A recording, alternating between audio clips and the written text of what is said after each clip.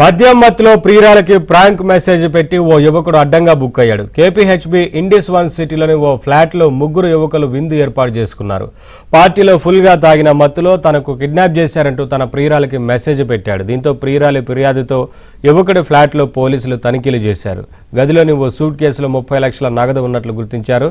నగదుపై ఆరాధిస్తే సరైన సమాధానం ఇవ్వకపోవడంతో యువకుల ఫోన్లను పోలీసులు తనిఖీ చేస్తే క్రికెట్ బెట్టింగ్ అంశం వెలుగులోకి వచ్చింది. దీంతో ముగ్గురిని అదుపులోకి తీసుకొని స్టేషన్కు తరలించారు.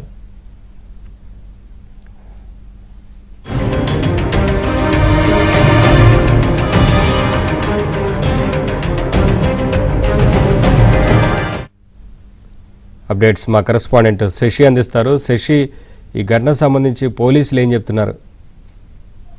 తనను కిడ్నాప్ చేశారంటూ యువకుడు ప్రియురాలకు పెట్టినటువంటి ప్రాంక్ మెసేజ్ బెడిసి కొట్టింది. ఆ యువకుడితో పాటు మరో 2 యువకులు కలిసి నిర్వహించినటువంటి అక్రమ ఆన్లైన్ బెట్టింగ్ వ్యవహారంతో పాటు హవాలా మనీకి సంబంధించినటువంటి వ్యవహారం వెలుగులోకి వచ్చింది. పోలీసుల రంగ ప్రవేశంతో ఆ యువకుల రూమ్ లో ఉన్నటువంటి 30 లక్షల రూపాయల నగదు కూడా బయటపడింది. ఈ ఇష్యూ అంతా కూడా కేపీహెచ్బీ పోలీస్ స్టేషన్ పరిధిలో చోటు చేసుకుంది. కేపీహెచ్బీ ఇండిస్ వన్ సిటీలో ముగ్గురు యువకులు విందు చేసుకుంటూ ఉన్నారు. ఇందులో సుమంత్ అనేటటువంటి ఒక యువకుడు అప్పటికే మద్యం సేవించి మద్యం మత్తులో ఉండి తన ప్రియురాలకి తనను ఎవరో గుర్తులేని వ్యక్తులు కిడ్నాప్ చేశారంటూ కూడా ప్రియురాలకి ఒక మెసేజ్ పంపించాడు. దీంతో కంగారు పడినటువంటి ప్రియురాలు వెంటనే 112కు ఫోన్ చేసింది.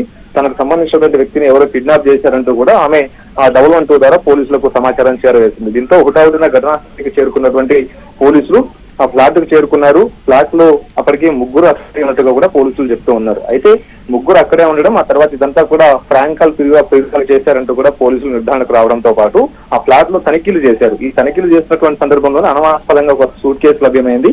ఆ సూట్ కేసును ఓపెన్ చేసి చూడగా అందులో సుమారుగా 30 లక్షల రూపాయల నగదును పోలీసులు గుర్తించారు. అసలు ఈ నగదు ఎక్కడిది, ఇంత అమౌంట్ మీరు ఎక్కడి నుంచి తీసుకొచ్చారంటూ కూడా ఆ ముగ్గురు యువకుల్ని పోలీసులు ప్రశ్నించినప్పుడు ఆ నగదు పైన స్పష్టమైనటువంటి సమాచారాన్ని ఆ యువకులు ఇవ్వలేదు. దీంతో ఆ యువకులకు సంబంధించినటువంటి ఫోన్లను స్వాధీనం చేసుకుని ఆ ఫోన్లో అనుకున్నటువంటి డేటాను విశ్లేషించారు పోలీసులు. అందులో క్రికెట్ బెట్టింగ్ కి సంబంధించినటువంటి వ్యవహారం అంతా కూడా బయటపడింది. ఇదంతా కూడా క్రికెట్ బెట్టింగ్ వ్యవహారానికి సంబంధించినటువంటి నగదంటూ కూడా పోలీసులు అనుమానం వ్యక్తం చేసి ఆ ముగ్గురు యువకులతో పాటు ఆ 30 లక్షలకు సంబంధించినటువంటి నగదును కూడా పోలీస్ స్టేషన్ కు తరలించారు. ఆ యువకులంతా కూడా ఏపీలోని చంద్రగిరి పరిసర ప్రాంతాలకు సంబంధించినటువంటి యువకులుగా ఇప్పటికే పోలీసులు గుర్తించారు. సుమంత్, ఆ తర్వాత మనోజ్, గౌతమ్ గా ఈ ముగ్గురిని పోలీసులు గుర్తించి సో వారికి సంబంధించినటువంటి వివరాలను సైతం ఇప్పటికే ఆరాధిస్తున్నారు. ఈ ముగ్గురు హైదరాబాద్ కు వచ్చి కేపీహెచ్బీలో ఉన్న ఒక షేరింగ్ ఫ్లాట్ తీసుకుని అక్కడే నివాసం అంటూ ఉన్నారు. మనోజ్ అసిస్టెంట్ ఫిల్మ్ డైరెక్టర్ గా పనిచేస్తూ ఉంటే గౌతమ్ ఎలక్ట్రికల్ కాంట్రాక్టర్ గా పనిచేస్తూ ఉన్నారు. మరోవైపు సుమంత్ క్రికెట్ బెట్టింగ్ లకు పాల్పడుతున్నట్టుగా పోలీసుల విచారణలో వెల్లడైంది. సో ఈ 30 లక్షలు ఎక్కడి నుంచి వచ్చాయి,